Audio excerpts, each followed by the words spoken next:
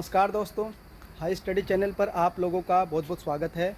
मेरा नाम दीपक कुमार है और मैं as a train manager work कर रहा हूं भारतीय रेलवे में। तो आज आप लोगों की 22 तारीख है, 22 नवंबर है। तो 22 नवंबर को मेरी ज्वाइनिंग हुई थी लास्ट ईयर।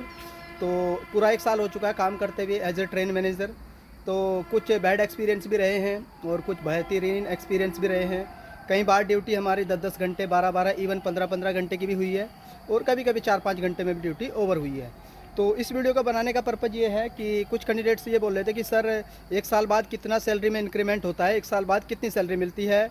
और क्योंकि अब डीए भी रिवाइज हो चुका है, डीए पहले 50% था, अब 53% हो चुका है। तो उसके हिसाब से अब ग्रोस सैलरी कितनी बन रही है और इन हैंड नेट सैलरी कितनी आएगी, तो वो इस वीडियो में मैं आप लोगों को दिखाऊँगा। और अभी बात चल रही है 8th पे कमीशन यानी 8वें वेतन आयोग की, वो भी जल्दी रिकमेंडेशन आ जाएंगी और वो भी लागू हो जाएगा और उसके हिसाब से सैलरी अच्छी खासी बढ़ेगी। इवन 80 to 90% सैलरी में इंक्रीज़ हो जाएगा और वो जल्दी नेक्स्ट ईयर बजट के आसपास अनाउंस हो जाएगा। वेतन आयोग पे कभी अलग से बात करेंगे। तो इस वीडियो में मैं आप लोगों को सैलरी दिखाऊंगा, अपनी सैलरी स्लिप की अक्टूबर 2024 में मुझे कितनी सैलरी मिली है, कितना एरियर यानी कि बकाया मिला है 3% के हिसाब से, और कितने मंथ का बकाया मिला है वो सब देखेंगे। उसके बाद इन हैंड कितनी आ रही है, 1 साल बाद कितना इंक्रीमेंट हुआ है, अगला इंक्रीमेंट कब लगेगा वो भी मैं आपको बताऊंगा। तो इस वीडियो में मैं आप लोगों को कंप्लीट इन्फॉर्मेशन दूंगा अपनी सैलरी के बारे में। तो अब आपको जो स्क्रीन पर दिखाई देगी वो मेरी सैलरी स्लिप है, उसे मैं एक्सप्लेन करूंगा किस तरीके से सैलरी इस समय बन रही है और कितना बकाया आया है। तो चलिए देख लेते हैं सैलरी स्लिप। तो ये स्क्रीन पर आपको जो दिखाई दे रहा है ये वो लेटर है जो मिनिस्ट्री ऑफ फाइनेंस यानी कि वित्त मंत्रालय की ओर से जारी किया गया था। ये लेटर जो जारी किया गया था ये 21 अक्टूबर को जारी किया गया है, जिसमें लिखा है revision of the rates of the dearness allowance, यानी कि जो महंगाई भत्ता होता है महंगाई के हिसाब से रिवाइज होता है, डिसाइड किया जाता है। तो उसको रिवाइज कर दिया गया है फॉर सेंट्रल गवर्नमेंट एम्प्लॉय, जो केंद्र सरकार के कर्मचारी होते हैं उनके लिए। और ये लागू कब से होगा, ये लागू होगा 1 जुलाई से। लेटर कब बना है 21 अक्टूबर को और 1 जुलाई से दिया जाएगा। मीन्स जुलाई, अगस्त, सितंबर, अक्टूबर यानी 4 महीने का एरियर दिया जाएगा यानी बकाया दिया जाएगा। तो ये पहले कितना था, तो ये धीरे धीरे इंक्रीज़ हो रहा है। 40 से 46 हुआ, 40 से 50 हुआ, 50 से बढ़ करके कितना हो चुका है 53% हो चुका है और 1 जुलाई से लागू हो जाएगा। और ये किस पर दिया जाता है, एक बेसिक पे दिया जाता है। बेसिक पे किससे डिसाइड होता है, तो ये होता है वेतन आयोग से। जैसे अभी 7वां वेतन आयोग चल रहा है तो इसके हिसाब से मिनिमम सैलरी जो किसी भी केंद्रीय कर्मचारी की रहेगी वो 18,000 रहेगी। ये डिपेंड करेगा ये लेवल 1 की है, लेवल 2 की, लेवल 3 की और लेवल 5 की। जैसे गुड्स कार्ड यानी ट्रेन मैनेजर लेवल 5 की है, उसका जो बेसिक रहता है वो 28,200 रहता है, तो उस पर दिया जाता है। तो अब मैं आप लोगों को ट्रेन मैनेजर की सैलरी दिखा देता हूं अक्टूबर माह की, और क्या क्या भत्ते मिले हैं, कितना बकाया मिला है, वो सब चीज़ देखेंगे। तो अब हम लोग देखेंगे सैलरी स्लिप। तो अब आप लोगों को जो स्क्रीन पर दिखाई दे रही है ये एक सैलरी स्लिप है और इसको मैं एक्सप्लेन करूँगा कितना बकाया मिला है, किस तरीके से सैलरी बनती है, कौन कौन से भत्ते यानी कि अलाउंस दिए जाते हैं केंद्र सरकार की ओर से। तो चलिए देख लेते एक एक करके। सबसे पहले आप लोगों को ध्यान रखना है ये किस महीने की है। ये है अक्टूबर 2024 की, अभी नवंबर चल रहा है, मीन्स पिछले महीने की लेटेस्ट सैलरी स्लिप है। और नाम Deepak Kumar, designation train manager as a goods operating department और स्टेशन मुरादाबाद, और पोस्ट हमारी गुड्स कार्ड यानी कि ट्रेन मैनेजर की है। और कितने दिन मैंने ड्यूटी करी है, तो टोटल 31 यानी कि 31 दिन मैंने ड्यूटी करी है। और जो ग्रोस सैलरी निकल कर आई है 31 दिन की, ये निकल कर आई है 91,053 रुपीज़ यानी कि 91,000 रुपये। क्या सर ग्रोस सैलरी हमारे अकाउंट में क्रेडिट होती है? नहीं, इसमें से कुछ डिडक्शन होते हैं, कुछ कटौतियाँ होती हैं, तो उन कटौतियों को काटने के बाद जो नेट बनती है वो हमारे अकाउंट में क्रेडिट होती है। अब देखेंगे हम ये जो 91,000 है ये किस तरीके से बनती है, क्योंकि आपको पता होना चाहिए।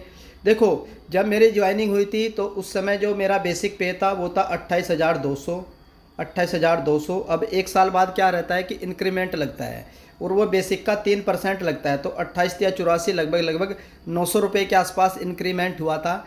तो अब मेरा जो बेसिक पे है, मूल वेतन है, ये 30,100 हो चुका है। तो ये 1 साल बाद रिवाइज होता है, आपका भी 1 साल बाद रिवाइज हो जाएगा बेसिक का 3%। तो ये चेंज हुआ है अभी 30,100। उसके बाद डियरनेस अलाउंस यानी कि महंगाई भत्ता अब क्या है, ये 20,739 बना है। कैसे बना है क्योंकि जो गुड्स गार्ड होता है, ट्रेन मैनेजर होता है, जो रनिंग की जॉब होती है, उनको 30% एक्स्ट्रा दिया जाता है। देखो पहले तो इसका 30,000 100 का निकालेंगे 53% और उसमें कर देंगे 1.3 की गुना 30% एक्स्ट्रा। बाकी जो रिमेनिंग सेंट्रल गवर्नमेंट के एम्प्लॉई है उनको सिर्फ 53 मिलेगा, हमको 30% एक्स्ट्रा मिलेगा। तो लगभग मान करके चलिए 15,000 हो गया हमारा 50 के आसपास, और 3% 30 या 9 1,000 वो तो 16,000, लेकिन 4,000 एक्स्ट्रा वो 30% के हिसाब से दिया गया है। तो जो टोटल निकल कर आता है हम लोगों का महंगाई भत्ता 20,739 रुपये। फिर 3 महीने का एरियर दिया गया है, जुलाई अगस्त सितंबर, तो 3 महीने का एरियर 1139 1174 1174 ये बकाया है जो 3% के हिसाब से दिया गया है। तो 3% वही 30,100 का 1139 बैठेगा। तो ये एरियर है 3 महीने का, इसको बकाया बोलते हैं। उसके बाद HRA मिला है 7,826 रुपये 7,826 रुपये। उसके बाद TA फिक्स रहता है 2,754। देन आप लोगों का TA दिए, इसमें जो बकाया है TA, तो TA भी 54 इंक्रीज हुआ है, तो 54 इस महीने 3 महीने का TA का भी मुझे बकाया मिला है। उसके बाद माइलेज मिला है, किलोमीटर अलाउंस 22,325 रुपये।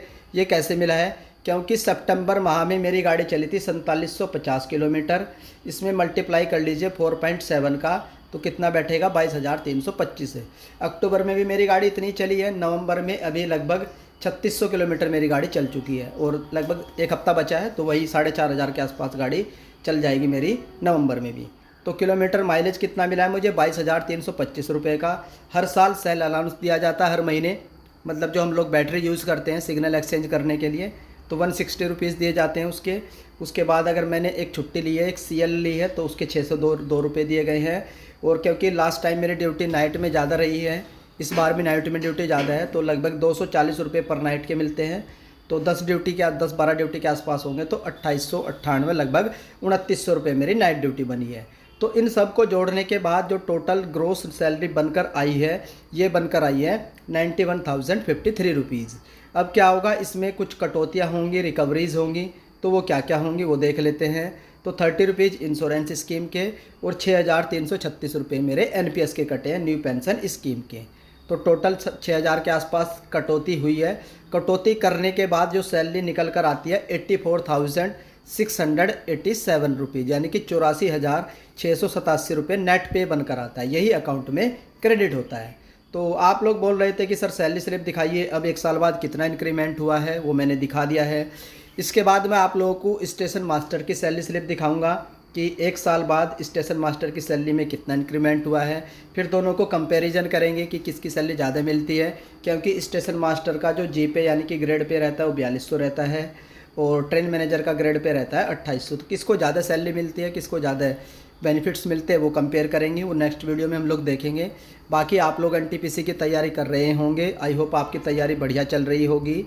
तो अगर आप लोग मेरे जो पेड ग्रुप से जुड़ना चाहते हैं, तो स्क्रीन पर एक नंबर है, इस नंबर पर आप लोग व्हाट्सएप पर जा करके कांटेक्ट कर लीजिएगा। आप लोग पेड ग्रुप में भी ऐड हो सकते हैं, जहां मैं आप लोग को पर्सनली गाइड करता हूं कि किस तरीके से आप लोगों को तैयारी करनी है। पेड ग्रुप की फ़ीस 99 रुपीज़ रखी गई है, तो इस पर आप लोग को पेमेंट करनी है, व्हाट्सएप पर जा करके डिटेल मिल जाएगी।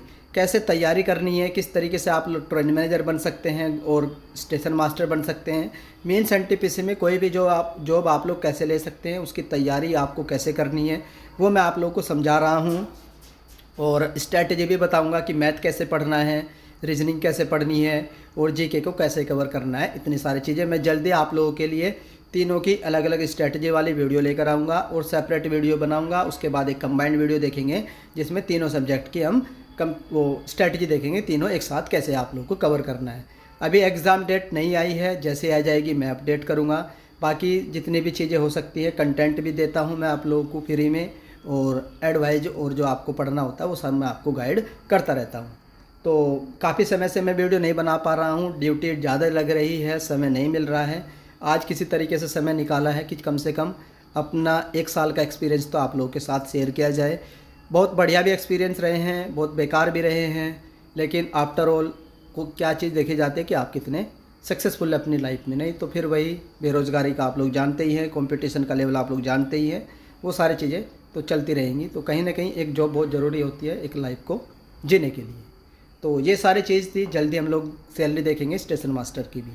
आप लोगों के कोई भी डाउट है गुड्स गार्ड के रिगार्डिंग हो, स्टेशन मास्टर के रिगार्डिंग हो, या फिर आप लोगों का जो जेब कमर्शियल कम टिकट सुपरवाइजर है, किसी भी पोस्ट के रिगार्डिंग कोई भी डाउट है तो आप लोग कमेंट सेक्शन में पोस्ट करिएगा।